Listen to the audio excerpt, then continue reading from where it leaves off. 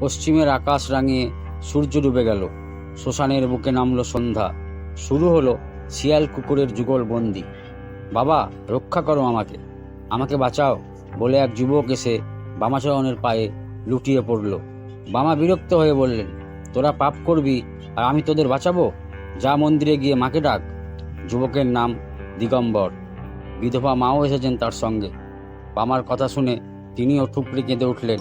দয়াল ঠাকুরের হৃদয় গলে গেল। বললেন, কি হয়েছে বল দেখি। যুবক বলতে লাগলো, 7 দিন আগে এক সন্ন্যাসী আমায় বলেছে আমার সময় শেষ। পূর্বজন্মের কর্মের ফলে 7 দিনের মাথায় কালসাপের দংশনে আমার মৃত্যু হবে। সেই সন্ন্যাসী আরও বলেছেন, তারাপীঠের মহাসাধক আমাখ্যাপাই একমাত্র তোকে বাঁচাতে সক্ষম। আজ আমার মৃত্যুদিন, দয়া করে আমায় বাঁচান। বামা যোগ বলে সব জেনে মনে মনে বললেন, বেটির আপ্তভাবে গুপ্তলীলা। দিগম্বরকে বললেন, কি আর করবি, যা নদীতে গিয়ে স্নান করে আয়। তার মাকে বললেন, মন্দিরে গিয়ে মার কাছে ছেলের প্রাণ ভিক্ষা চাওগে। দিগম্বর স্নান সেরে এলে বামা তাকে শিমুলতলায় নিয়ে গেলেন। পঞ্চমুণ্ডির আসনে বসিয়ে বললেন, এখানে বসে এক মনে জয়তারা জয়তারা জপ করবি। এই আমি গণ্ডি কেটে দিয়ে গেলাম। গণ্ডি ছেড়ে বাইরে গেলেই কিন্তু একেবারেই ফট। ভয় পাবি না, আমি কাছেই আছি বলে তিনি জঙ্গলের অন্ধকারে হারিয়ে গেলেন। ক্রমশ রাত্রির গভীর হল। নিশ্ছিদ্র অন্ধকার। মহাশ্মশান থেকে জীবন্ত বিভীষিকা, শিয়াল কুকুরের চিৎকার, শবদেহ নিয়ে কামড়াকামড়ি, ভূত প্রেতাত্মাদের পৈশাচিক হাসি কান্না, শকুন প্যাঁচার কর্কশ কলধ্বনি, বাতাসে মৃত্যুর ভয়ঙ্কর নিঃশ্বাস। দিগম্বর ভয়ে জোরে জোরে উচ্চারণ করছে, জয় তারা জয় তারা। একটু পরেই মনে হলো নদীর দিক থেকে ফোঁস শব্দ করে আসছে কিছু একটা। তার বুকটা কেঁপে উঠল। মহাকাল যেন বিষাক্ত সাপের রূপ ধারণ করে ছুটে আসছে তাকে গ্রাস করতে। আর বুঝি শেষ রক্ষা হলো না। উগ্র বিষ কালসাপ বামার দেওয়া গণ্ডির বাইরে ঘুরতে লাগলো। বেশ কয়েকটা ভয়ঙ্কর ছোবল মারল মাটিতে। তারপর হতাশ হয়ে গড়গড় করতে করতে ফিরে গেল। রাত ভোর হলো। ঠান্ডা হাওয়ায় দিগম্বর জেগে উঠল। এ কি, সে এখনো বেঁচে আছে? তার দু চোখ দিয়ে জল ঝরে পড়ল। ধন্য খ্যাপা বাবার কৃপা। শ্মশানের অন্য প্রান্তে তখন বামাচরণ গভীর সমাধিতে মগ্ন, ঠিক যেন সাক্ষাৎ নীলকণ্ঠ মহাদেব। ধীর নিথর ঘন নীল দেহ, উগ্র কালসাপের বিষে জর্জরিত। ভক্তের ভগবান এমনি করেই সব বিষ গ্রহণ করে ভক্তের মঙ্গল করেন। অন্তর্যামী বামাচরণ বিপদ তারণ অন্যান্য চিত্ত হয়ে সেই তাকে স্মরণ করেন। তক্ষণে তিনি তাকে বিপদ থেকে উদ্ধার করেন। কি স্থূলে কি সূক্ষ্মে সবসময় তার দিব্য বিভূতি প্রকাশ হয়ে পড়ত। শ্মশানে বসে আছেন বামাচরণ। ভক্তরা নানা প্রশ্ন করছেন, তিনি হাসি মুখে তাদের প্রশ্নের জবাব দিচ্ছেন। হঠাৎ আসন ছেড়ে উঠে দাঁড়ালেন। তারপর ঊর্ধ্বে দুবাহু তুলে ধরে বললেন, জয় মাতারা। সকলে দেখলেন বামা যেন দুহাত দিয়ে কাকে টেনে তোলার মতো এক ভঙ্গি করলেন।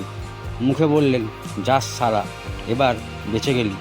কারোর কাছেই বামার এই অদ্ভুত আচরণের কারণ স্পষ্ট হলো না। আবার কেউ বামাকে কিছু জিজ্ঞাসা করতে সাহসও করল না। রহস্যটা বোঝা গেল কয়েকদিন পর, যখন পদ্মা নদীর এক মাঝি এসে তার অভিজ্ঞতার কথা শোনালো। এই মাঝি ছিল সেই মাঝি, বামার প্রিয় ভক্ত। মাঝে মাঝে সে বামার কাছে প্রণাম করতে আসতো। সঙ্গে আনত মুড়ি গুড়। বাবা সানন্দে তার সেবার অর্ঘ্য গ্রহণ করতেন। সেদিনও সে ছোলা ভাজা আর মুড়ি নিয়ে এসেছিল। বামাকে প্রণাম করে মাঝি বললেন, বাবা, তোমার দয়ায় সেদিন খুব বেঁচে গেছি। আমি আবার কি করলুম? তখন মাঝি যা বলল তা সংক্ষেপে এই রকম। পদ্মার বুকে সেদিন শুরু হয়েছে তাণ্ডব। ঝড়ের সঙ্গে তাল মিলিয়ে পদ্মা যেন নাগিনীর মতো ফুঁসছে। পারাপারের কোনো উপায় নেই। মাঝি পাড়ে নৌকা নোঙর করে বসে আছে। একদল যাত্রী এসে তাকে তার পায়ে ধরে পার করে দেওয়ার জন্য অনুরোধ জানালো। মাঝি আকাশের অবস্থা দেখে রাজি হলো না, কিন্তু যাত্রী দলটাকে ওপারে যেতেই হবে। তাদের বড় বিপদ। অগত্যা মাঝি নৌকার বাঁধন খুলল। মাঝ নদীতে গিয়ে শুরু হলো মহাতাণ্ডব। ঢেউয়ের মাথায় মোচার খোলার মতো দুলছে নৌকা। ওপর দিয়ে বয়ে যাচ্ছে ঢেউ। সলিল সমাধি অবধারিত। যাত্রীরা সকলেই ত্রাহি ত্রাহি রব ছাড়ল। অসহায় মাঝি জয় তারা বলে বামদেবকে স্মরণ করল। নৌকা উল্টে গেল। যাত্রীরা পড়ল জলে। আর জ্ঞান ছিল না। যখন জ্ঞান ফিরল, মাঝি দেখল যাত্রীদের সঙ্গেও সেও পাড়ে শুয়ে আছে, নৌকা তীরে বাঁধা। এও কি সম্ভব? অপার বিস্ময়ে সকলে চেয়ে থাকে মাঝির মুখের দিকে তাকিয়ে। তার দু চোখ দিয়ে জল গড়িয়ে পড়ে। বামা বললেন, দূর শালা, আমি কিছুই করিনি, তারা বেটিই সব করেছেন। তার লীলা বোঝার সাধ্য কি রে? আগেই বলেছিলাম, বামাচরণ ছিলেন শিশুর মতো সরল।